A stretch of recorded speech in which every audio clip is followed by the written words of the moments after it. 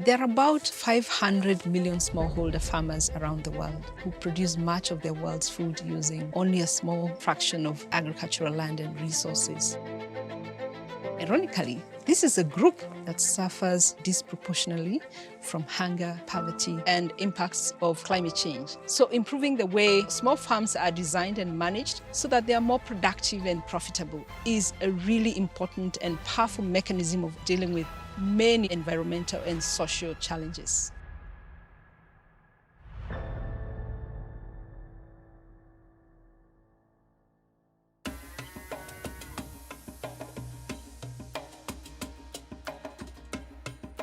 In Uganda here, not everyone has big chunks of land.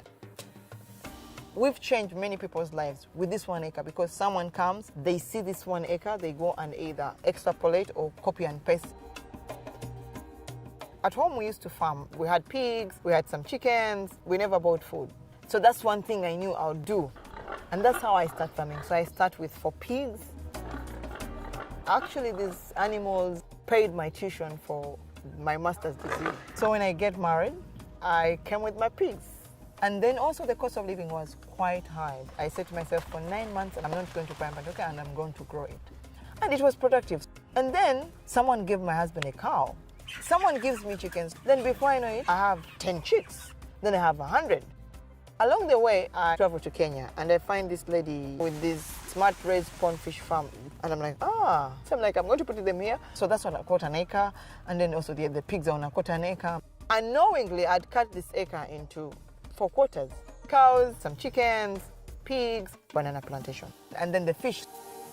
The beauty with integrated farming, as you wait for one enterprise to produce food, there's another that is giving you something. I think it's the way to go.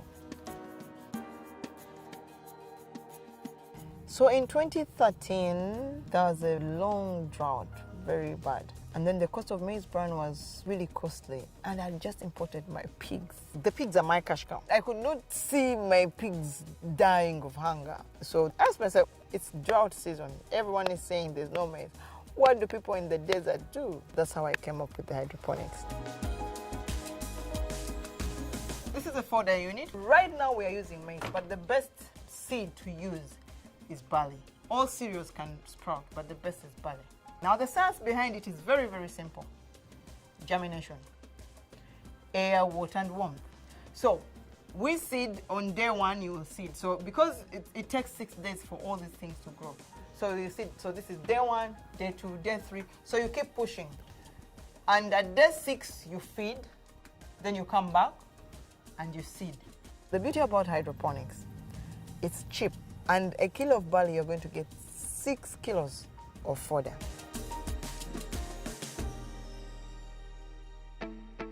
Protein makes the biggest constitution of the feed.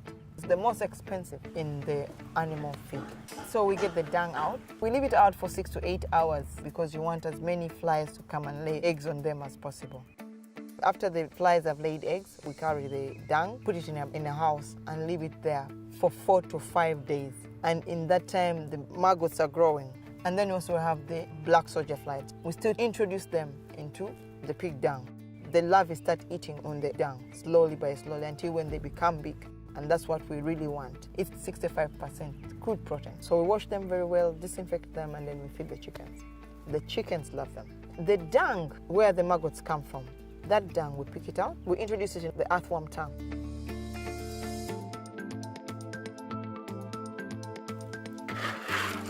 The cow dung, we can use it twofold. We can put in an anaerobic digester to make biogas. And we put it in basins, and then when it rains, it seeps through. We also introduce microbes. So these microbes help us decompose the cow dung faster. We replenish the earthworm garden with the cow dung. After a month or 2, it is purely soil, humus, very rich. We'll use it to grow vegetables, or we'll use it to replenish nutrients in our banana plantation. And then the vermi-liquid that comes from the earthworms is what we use as a pesticide and also as a fertilizer. Then we pick the earthworms, we feed the fish and the chickens.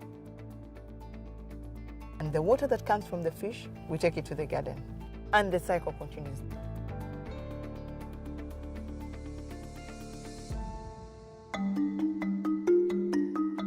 I think a biodiverse farm is way better than a monocrop farm. You save on space, you save on the money. With that recycling of the dung, the urine, the water from the fish, you are replenishing the soils and you're saving the environment.